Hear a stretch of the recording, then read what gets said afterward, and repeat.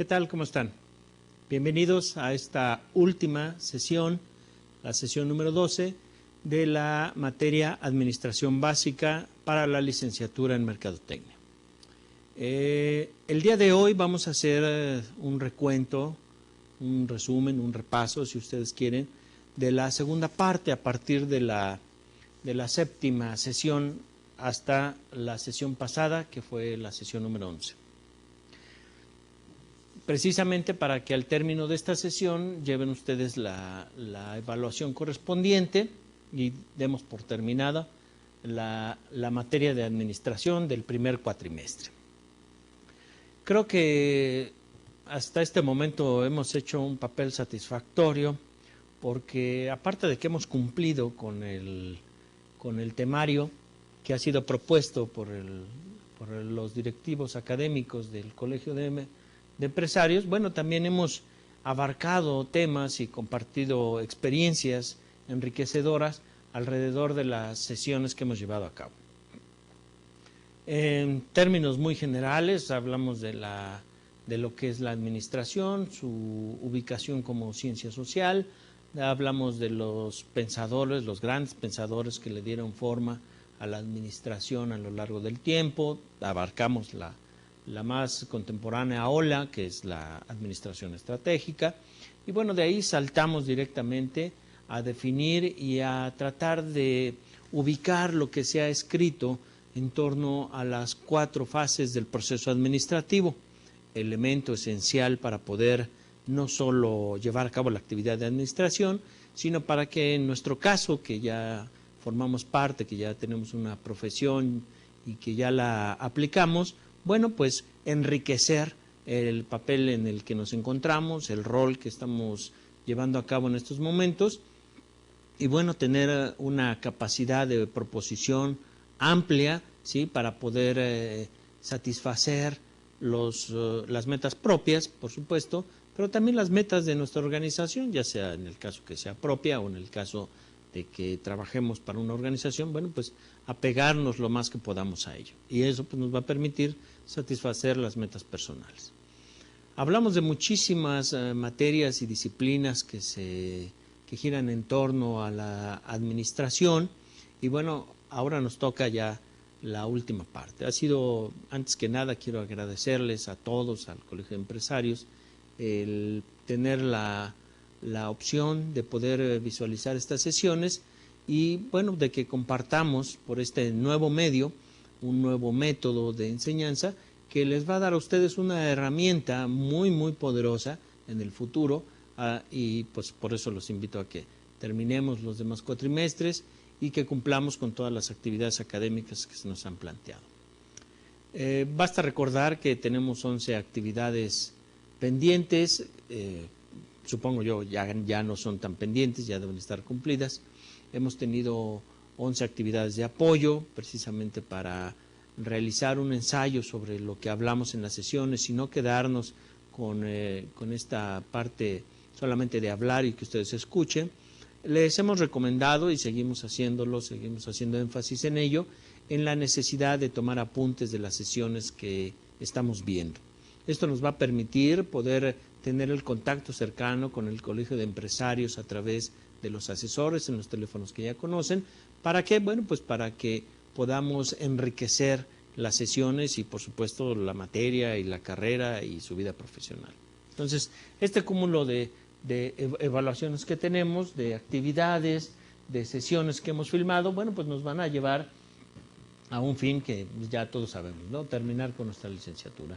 Antes de poder iniciar, vamos a otra vez, como lo hemos hecho cada sesión, esta no va a ser la excepción, vamos a manejar los objetivos particulares, el objetivo específico, ¿no? En particular, al finalizar esta unidad, ustedes deberán conocer los elementos que se requieren para una eficiente dirección y control a fin de gestionar de manera correcta el proceso administrativo. Específicamente, al finalizar, comprenderemos la correcta aplicación de la dirección y control en el interior de las organizaciones. Entonces, vamos a profundizar un poco más sobre los temas que tal vez quedaron un poquito vagos, ¿sí?, para que podamos entender más. Hablamos del concepto de dirección en su momento, es la sesión 9 o 10.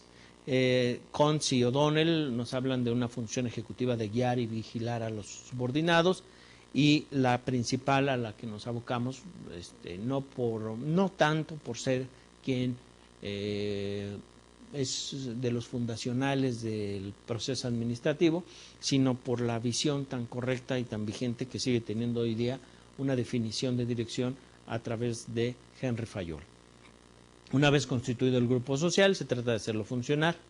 Tal es la misión de la dirección, lo que consiste para cada jefe: obtener los máximos resultados posibles de los elementos que componen su unidad, un interés en la empresa. Entonces, aquí vamos a entender que la dirección maneja varios elementos como concepto: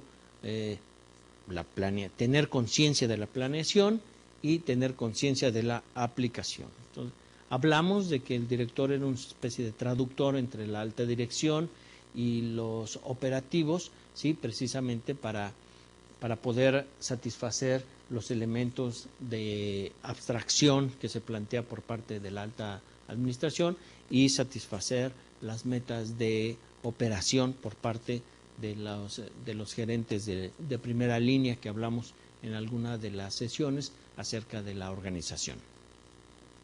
Hablamos que la tarea administrativa es una gran tarea que influye una cantidad de elementos que, si no estamos conscientes, tal vez de una manera muy general, de este tamaño, difícilmente podemos darnos cuenta de todo el potencial que tenemos como director, el potencial que tienen nuestros directores.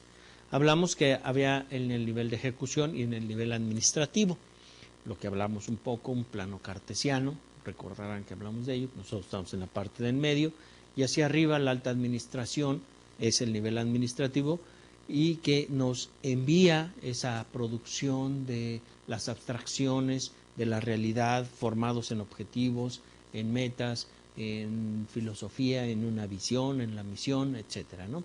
Y en la parte inferior pues, tenemos el nivel ejecutivo, ¿sí? Es donde se encuentran los obreros, los empleados y los técnicos que nos ayudan a traducir, a formar índices, a que las políticas se hagan manejables en el plano físico, ¿sí? Entonces todo esto nos da una dimensión de lo que la dirección, de lo que una directiva debe llevar a cabo.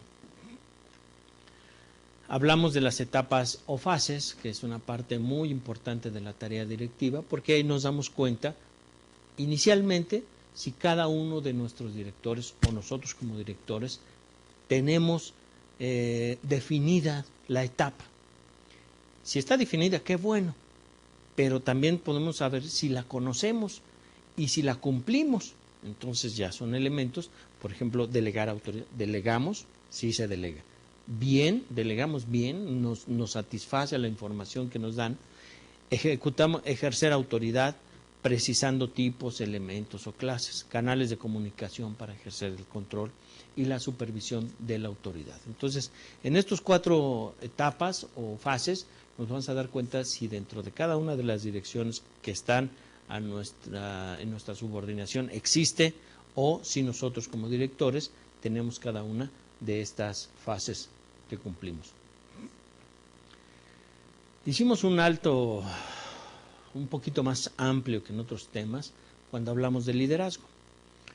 Dentro de la directiva, dentro de la etapa, dentro del proceso administrativo denominado dirección, encontramos que el director era alguien que tenía que traducir información. Encontramos que era alguien que tiene que tratar con las relaciones interpersonales, formar la cultura organizacional.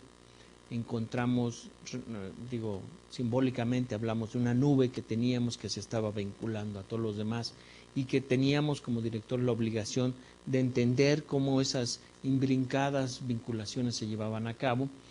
Hablamos de lo que, una vez que entendimos lo que es el concepto que maneja hombres, hablamos de la necesidad que tiene ese director por poder entender a la gente.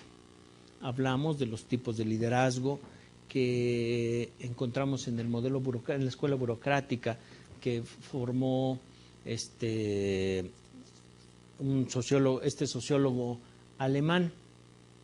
Entonces hablamos de liderazgo carismático, de liderazgo democrático, y bueno, de varios liderazgos. Entonces hicimos un alto en esta parte del liderazgo, no solo para definirlo, no solo para saber cómo encontrar un líder, sino para entender que nosotros debemos ser líderes. Si hoy no somos líderes dentro de una posición de directiva, ¿sí?, o de cualquier otra posición, podemos crearnos como líderes. ¿Y cómo es eso? Bueno, pues a través, primero, de conocer qué es un líder, de conocer sus elementos, de saber que existe una formulación para poder interactuar en las relaciones con los seres humanos y a partir de ahí obtener darles ese plus a las relaciones interpersonales y de ahí nosotros encontrarnos como líderes. Entonces, implica que una persona puede influir y motivar a los demás. ¿Cómo podemos influir y motivar a los demás? Bueno, pues es conociéndolo, tal vez no yéndonos a vivir con él, con cada uno de los recursos, porque esto sería imposible, pero sí hay elementos que nosotros podemos atender. Los estudiosos sobre el liderazgo hacen énfasis en la capacidad de persuasión e influencia. Y todo esto, ¿cómo nosotros podemos saber qué tan líderes somos? Yo creo que una parte fundamental es hablar de las 7 edades del líder. Es decir, esencialmente un líder es el líder por su carisma, por su autoridad o por su conocimiento. Entonces, si nosotros ya sabemos que somos líderes, si conocemos al grupo de gente que nosotros estamos manejando, entonces identifiquémonos en alguna de las etapas: el ejecutivo infante, el escolar, el amante con su triste balada, el soldado barbudo, el general, el estadista o el sabio. En la sesión donde ampliamos este tema, encontramos que cada una tenía una definición. Por ejemplo, el ejecutor infante es el que se inaugura como líder, ¿sí?, como un director, y lo que necesita es aprender cómo conformar los equipos. El escolar, el que se acerca a gente para que le enseñen. El amante con su triste balada, que es la cantidad de problemas irresolubles. El soldado barbudo, que sabe que hay gente que lo puede ayudar a lograrlo. El general o el estadista, y finalmente el sabio, que es aquel que le enseña a los jóvenes ejecutivos. Entonces, una parte importante, creo yo, para los líderes es saber dónde nos encontramos, pero también conocer que hay algo más adelante a lo que podemos llegar. La manera en que cada uno de nosotros, en que nuestra personalidad se va a definir para llegar a ese momento, para pasar a la siguiente edad, eso nos va a cuestionar muchísimo sobre el tipo de liderazgo que tenemos, el que queremos llevar a cabo, porque indudablemente vamos a estar muy, muy relacionados y vinculados con los elementos de la organización. Entonces eso nos va a dar esa capacidad de liderazgo. Hablamos también que los líderes necesitan gente para liderear, y para esto conceptualizamos lo que eran los grupos, principalmente para saber quiénes forman parte de un grupo que está bajo nuestras órdenes o subordinados a nosotros.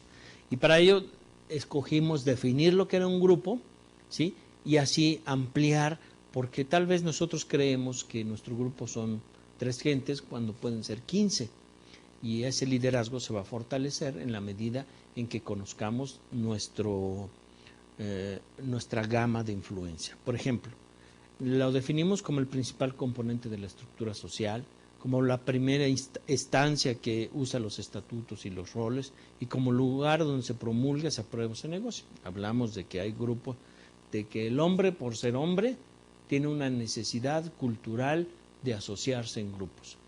Hablamos de que hay elementos afines entre los individuos que los invita a formar grupos, ya sea de manera local, regional, estatal, nacional o global, por supuesto. Un grupo es la ONU, por ejemplo, y todos convergen con sus principios y se unen en un grupo llamado la ONU. Entonces, si nosotros podemos, ya sabemos lo que es un grupo, ¿sí? Podemos definir quiénes están dentro de nuestro grupo a través de las características. Las características del grupo, mencionamos, es por más pequeño que sea el grupo, cada miembro desempeña un papel, ¿sí? Si hay elementos que creemos que están en nuestro grupo y no desempeñan ningún papel, no son parte de nuestro grupo.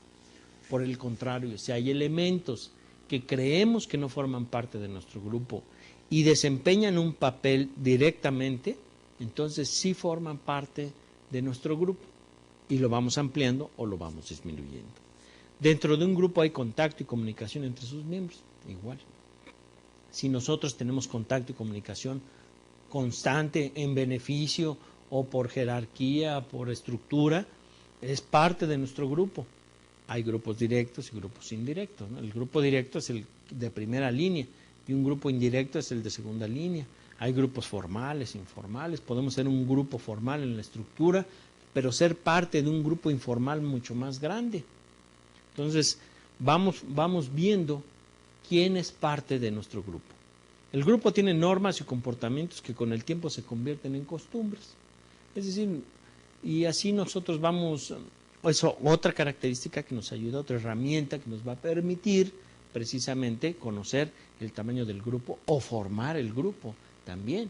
Si nosotros se nos da o tenemos la necesidad de la dirección, que es obvio que la necesidad existe, pues hay que empezar a formar grupos y encontrar, como dice aquí, que cada miembro desempeñe un papel, que haya comunicación y contacto, que haya normas y comportamientos, y el último punto, el grupo posee ciertos intereses y valores que llegan a ser aceptados o rechazados por sus miembros. Entonces, si cumplimos con estas características, estamos formando grupos, pertenecemos a un grupo, ampliamos nuestro grupo, disminuimos el grupo, y eso pues nos va a permitir que las tareas del proceso administrativo se cumplen de la mejor manera, ¿no?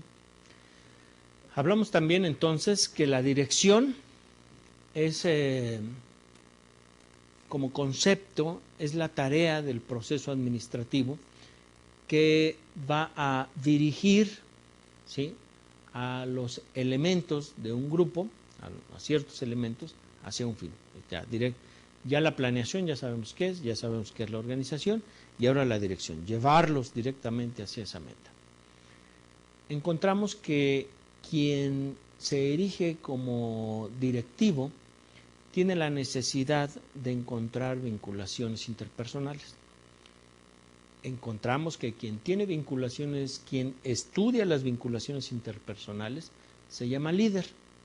Un líder, que puede ser de cualquier tipo, según Max Weber, que hoy hay otras categorías, no quiere decir que sean las únicas, pero que cuando nos reconocemos como líder y fomentamos nuestro liderazgo, alimentamos nuestro liderazgo, corregimos nuestro liderazgo, lo hacemos a través de un grupo, que ya sea un grupo directo o un grupo indirecto, ya sea un grupo formal o un grupo informal, pero finalmente un gran grupo que nosotros tenemos que dirigir a través del estudio de las relaciones interpersonales.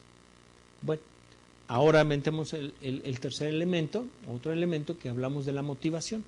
Si nosotros somos líderes y hacemos lo que hemos dicho hasta aquí, entonces necesitamos cómo vamos a poder llevar a nuestro grupo a un elemento, cómo vamos a poder llevar a nuestro grupo a la meta. Tenemos que motivarlos, alicentarlos para que lleguen hasta allá. No solo darles las herramientas que deberán estar tomadas en cuenta desde la planeación, sino que nosotros debemos motivarlos a que vayan. Entonces, una tarea fundamental del líder es la motivación.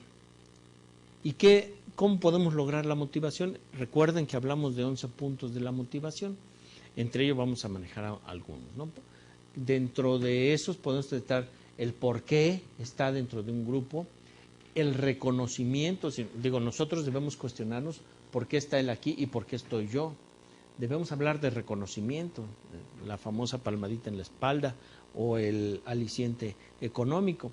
debemos hablar de que el equipo debe sentirse poderoso por la vinculación que existe. Hablamos de el reto, los triunfos que suelen venir precedidos de fracasos y requieren constancia. Ese es lo que manejamos como el reto. Hablamos del dinero. Basta decir que hay elementos que son importantísimos como el dinero, pero que se vuelven tan poco importantes en un momento de pertenencia y que debe el líder ubicar cuando ya no es la parte económica un aliciente, cuando es importantísimo cumplir con ese aliciente. Y entonces, ¿cuál será el siguiente aliciente, la siguiente motivación? El reconocimiento puede ser.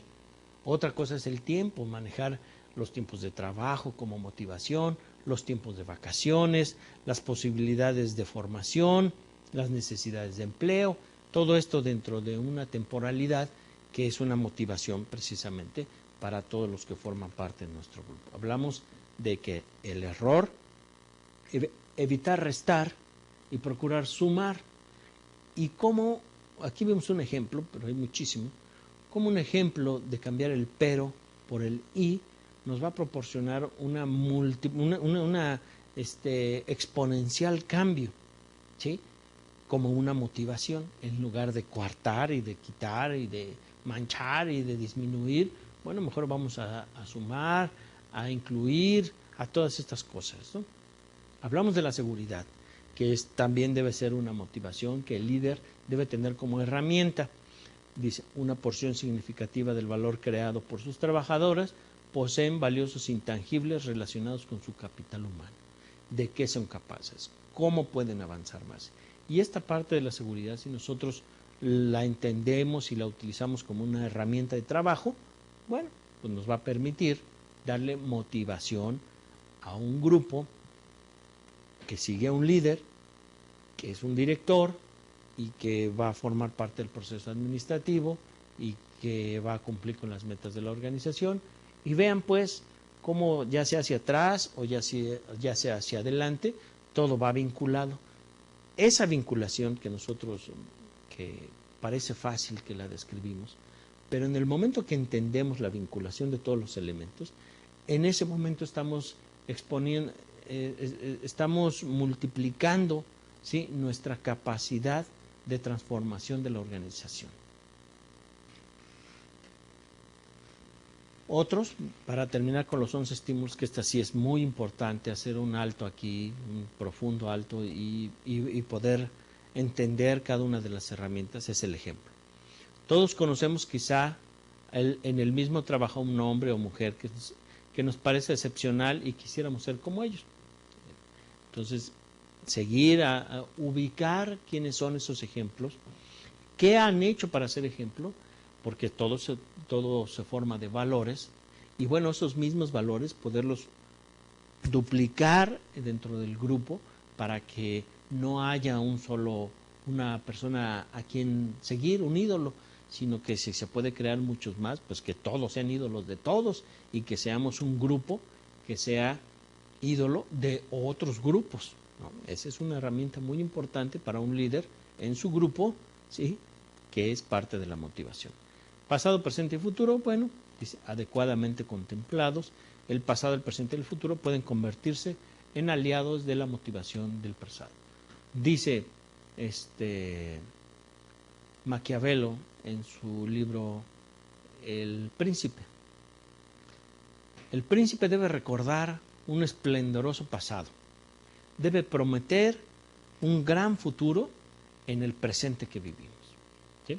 Entonces, eso refleja lo que dice aquí, un adecuadamente contemplados. O sea, ¿qué hicimos en el pasado? Siempre fue grandioso, a pesar de los errores.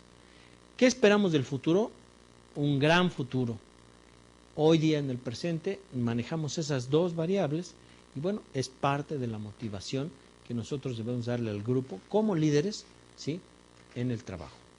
Y el último, el más importante de todos a mi parecer, aquí manejamos que puede ser quizá el último, la autosatisfacción. Nosotros como líderes estamos satisfechos con lo que estamos haciendo y cada uno de los elementos del grupo se satisface con lo que hace, es decir, busca la autosatisfacción, y si no la están buscando o si no saben qué es, todos la buscan y todos la tienen, tal vez no definida, pero sí la tienen. Bueno, pues nuestra motivación como líderes de un grupo pues es precisamente darles esos satisfactores y llevarlos en esa carrera, ¿sí?, a un final de autosatisfacción, de procurarse estos elementos que le van a dar una parte abstracta dentro de su conducta, de su personalidad, de la cultura que maneja, que cumpla con las metas personales, y eso va a hacer que las metas organizacionales se cumplan por default, ¿verdad? En esa sesión también hablamos de el cambio y el conflicto.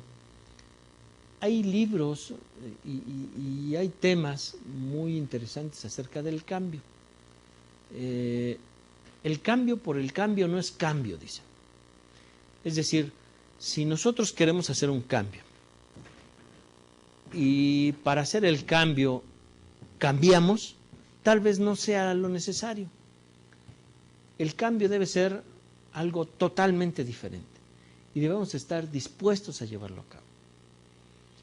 Cuando somos líderes nos enfrentamos continuamente a los cambios dentro de los grupos, ya sea por las relaciones interpersonales o ya sea por las relaciones con la organización.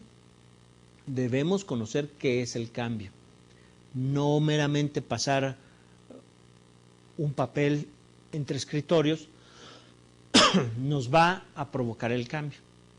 Debemos entender la estructura de un verdadero cambio. Mucha gente le tiene miedo al cambio, decimos, cuando lo conocemos. Pero cuando no lo conocemos, entramos y cambiamos de manera radical día a día, minuto a minuto. Cuando nosotros vamos a provocar los cambios dentro del grupo para beneficio de la organización, estamos provocando conflictos. Constantemente estamos provocando conflictos. Es más, la gente llega con conflictos de otros grupos a los que pertenecen, incluido su familia, incluido grupos culturales, de participación ciudadana, etc. Y los descargan en donde pueden. Nosotros como líderes, directores, en esta parte debemos tener la capacidad no solo del cambio, de conocerlo y llevarlo a cabo, sino de prever el conflicto, de llevar a cabo de encontrar dónde se va a formar un conflicto por las personalidades, por la capacidad de líder que tenemos, por el grupo que hemos formado, ¿sí? Y a partir de ese momento, pues poder actuar. Mary Parker Follett, aquí hemos encontrado que ella tuvo algo que ver con los conflictos, y vimos otros autores también que hablaban precisamente de los conflictos como materia de un director o de la organización en sí. Mary Parker Follett nos habla de que así como en el mundo físico hay rozamientos y se produce una solución, bueno, así lo mismo en nuestros conflictos, cuando hay un rozamiento interpersonal, debemos obtener un beneficio de ello para la organización. Y para ello, bueno, pues nos marca que hay conflictos, ¿sí?, por dominación, cuando una de las partes obtiene todo lo que deseaba en base a la pérdida esencialmente del contrario. Hay otros tipos de conflicto cuando hay un conflicto entre dos individuos y los dos ganan igualmente, o cuando uno cede todo y el otro gana todo. Y si nosotros buscamos las definiciones de los conflictos, los tipos de conflictos, lo que nos interesa es no solo conocerlas, sino poder resolverlo. Por eso llegamos al manejo del cambio. Dice, clara definición del problema en términos concretos. O sea, si tenemos una buena pregunta, obtendremos una buena respuesta, ¿sí? O si tenemos una buena respuesta, la pregunta se formulará sola. Concretar el conflicto, cómo se está dando. Investigación de las soluciones hasta ahora intentadas. Clara definición del cambio concreto a realizar. Formulación y puesta en marcha de un plan para producir un cambio. Entonces aquí estamos hablando de que en cada una, por ejemplo, la clara definición del problema en términos concretos, ya estamos hablando de un conflicto, de cuál es el verdadero problema. Tal vez todos tienen una definición diferente sobre lo que es un problema, pero nosotros debemos concretar lo que es. Investigación de las soluciones. ¿Cuántas soluciones se han hecho? ¿Cómo han resuelto? Y de eso, pues, obtener un resumen, un análisis preciso y encontrar cuáles son las mejores soluciones que se han encontrado. Clara definición del cambio concreto a realizar. Es importantísimo, por eso debemos conocer cómo se forma un cambio. Y la formulación y puesta en marcha de un plan. Volvemos a lo mismo, ¿no? Empezar de cero y poder cambiar continuamente. Para eso me permito poner aquí una grafiquita. Dice el nivel de performance, ya hablamos que performance, aquí lo vamos a definir como desempeño, y en la parte inferior, en X, tiempo o duración del cambio. Entonces, cuando manejamos tres fases del cambio, que es la situación inicial, el decaimiento temporal y la asociación objetivo. Ruptura de la inercia y cae al decaimiento temporal, pero si nosotros entramos en el cambio y el conflicto y lo manejamos y lo conocemos, entonces despegamos hasta una transición donde la situación de objetivo es la estabilización del cambio. Y ahí en esa misma parte, otra vez vuelve a caer un poco y vuelve a subir, vuelve a caer, vuelve a subir. Entonces nosotros debemos estar preparados para saber cuándo se está cumpliendo cada una de las etapas del cambio, ¿sí? Y cómo proponer ya cómo va a ser el siguiente cambio. Entonces, esto y los conflictos, pues tenemos bastante de dónde tomar y retomar, ¿verdad? Pero después de esto ya pasamos a esta parte del control. El control, hablamos aquí de la última fase del proceso administrativo, de cómo ya empezamos por la planeación, empezamos por la organización, la dirección y finalmente la parte de control. En todo este proceso encontramos que cada una de las etapas del proceso administrativo lleva vinculado las mismas 4 etapas. Es decir, para llevar a cabo la planeación necesitamos planear, pero necesitamos organizar, dirigir y controlar. ¿Sí? Para la segunda etapa, que es organizar, necesitamos primero planear, obtener la planeación. ¿Qué vamos a hacer? Luego organizarlo, dirigirlo y controlarlo. Para la dirección y el control es lo mismo. Entonces, cada una lleva involucradas las 4 fases del proceso administrador, en esencia, porque hay otras etapas que se manejan, o tal vez hay una división en octavas o en 16avas, pero esencialmente nosotros encontramos que el proceso administrativo son 4 etapas. Y hago esta pausa para entonces entrar a la parte de control. Los elementos de control son detectar desviaciones o establecer medidas correctivas, ¿no?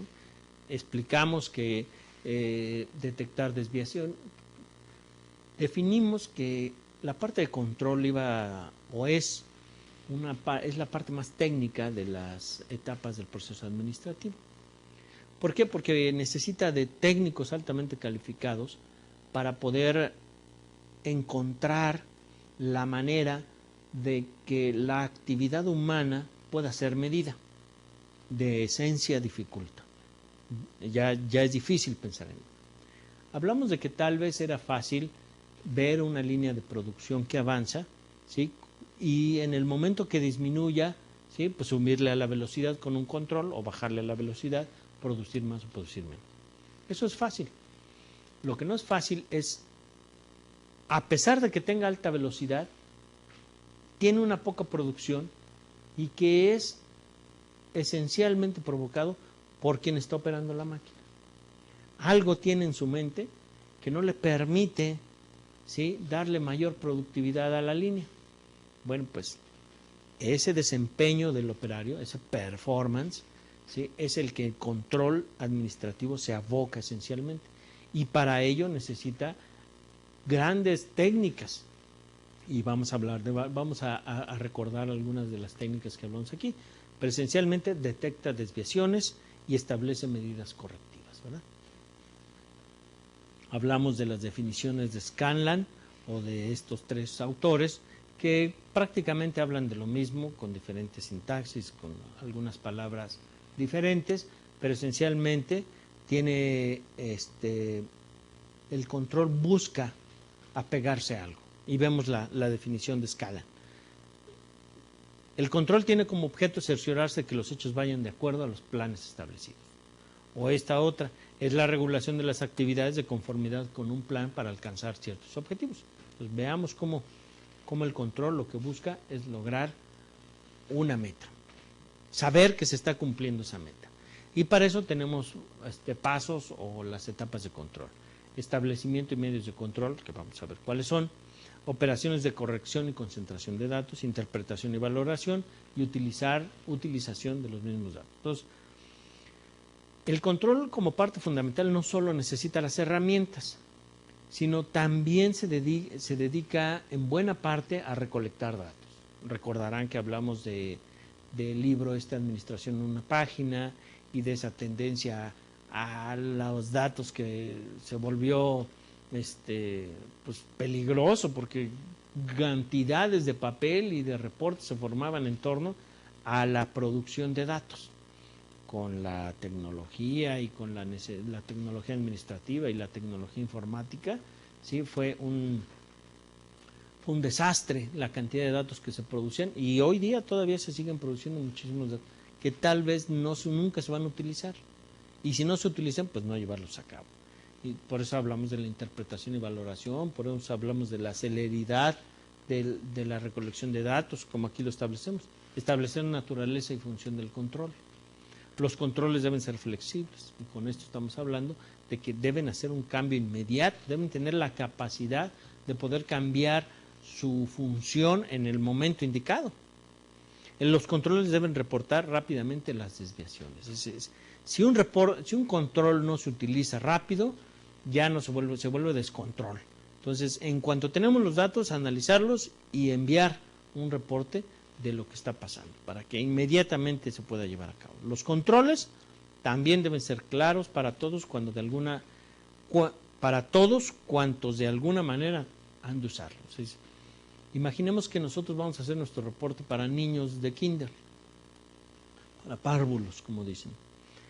Y si los hacemos pensando en ello, vamos a hacerlos pensando en que todo el mundo los va a entender, y quien se acerque a eso va a saber de qué se está hablando. Entonces, es importante cumplir con estos 4 elementos también del proceso de control. Hablamos de los niveles de control, que es una parte bien importante.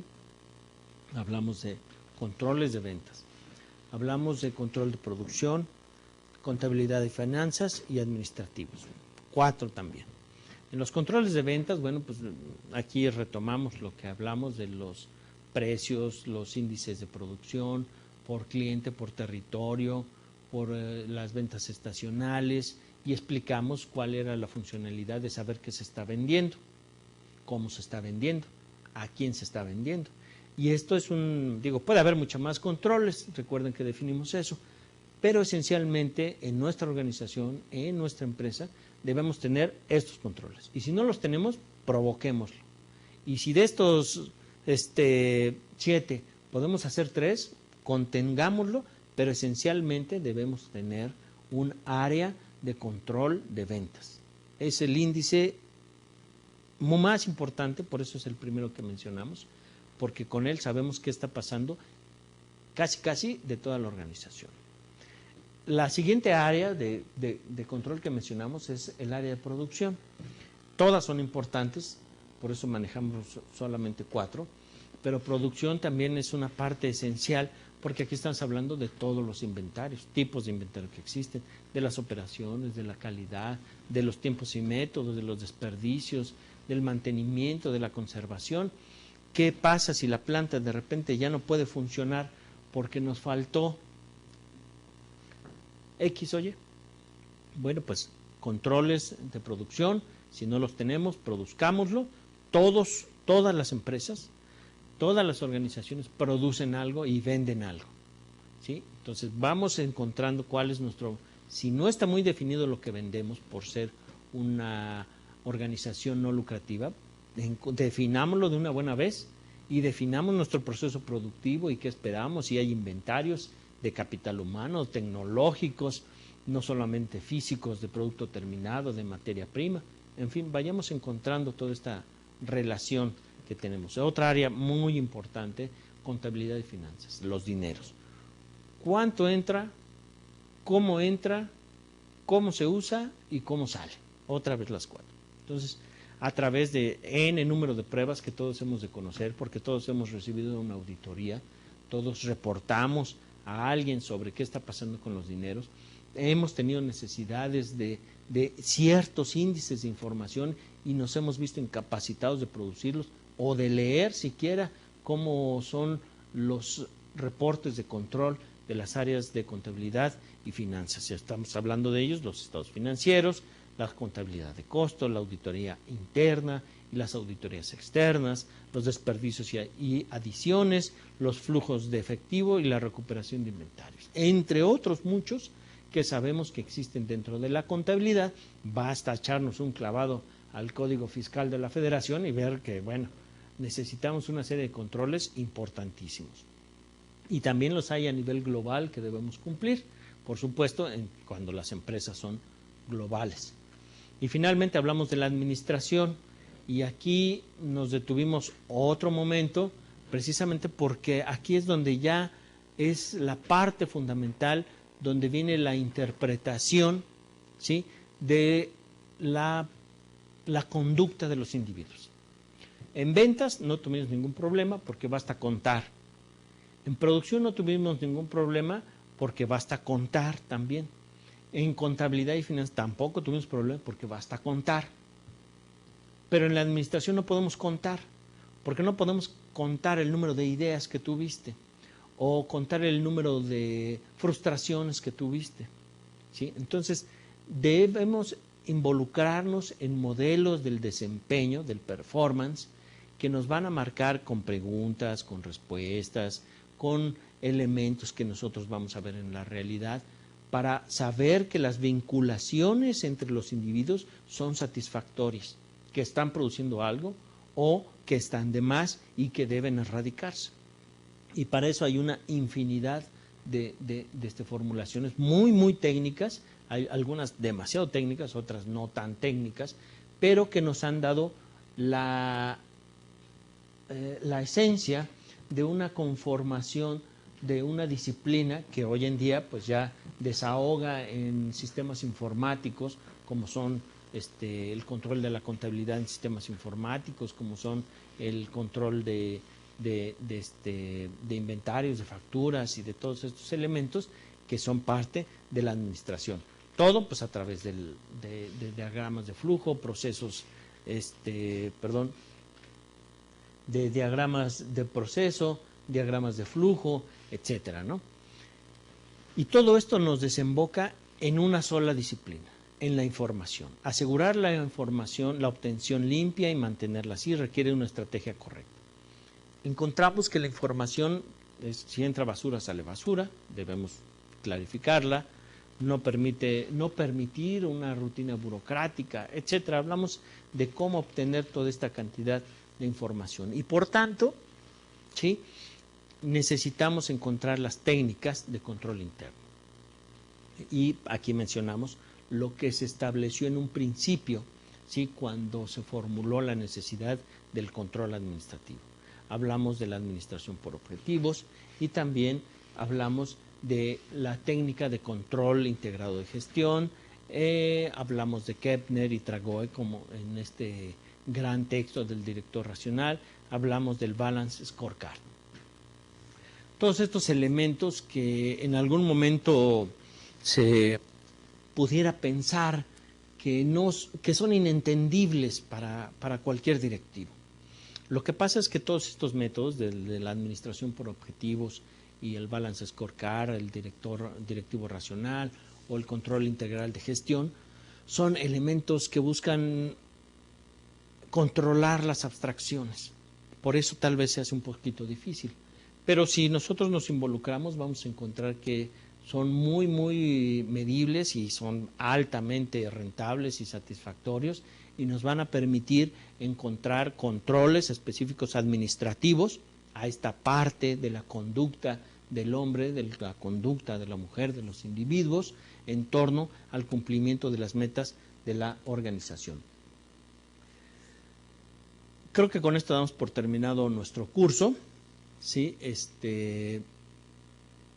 Hasta aquí es la 12ª sesión. Hemos hecho las actividades de apoyo, hemos realizado actividades alternas que nos permiten pues ensayar un poco lo que hemos hablado en cada una de las sesiones. A mí en realidad me da mucho gusto poder convivir a través de esta tecnología con todos ustedes, porque nos permite una crítica muy fuerte hacia el interior propio de cada uno de los que estamos vinculados para saber qué es, en realidad estamos haciendo, si lo estamos haciendo bien o si lo estamos haciendo mal. Entonces, no hay mayor juez que uno mismo.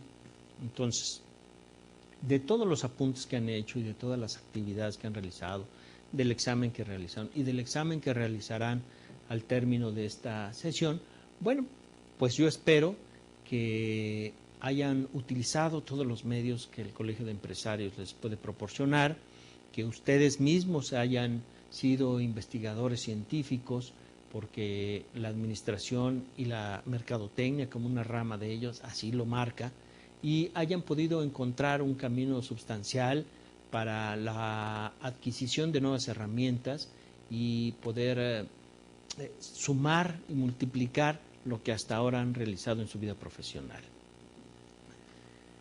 Les agradezco la participación, les recuerdo de los apuntes, del examen, de la actividad y de todas las que tuvimos que haber entregado.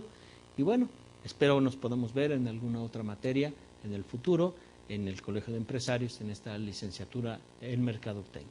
Mi nombre es Hugo Villarroel Pantoja y terminamos esta 12ª sesión con la materia Administración Básica. Muchas gracias y hasta pronto.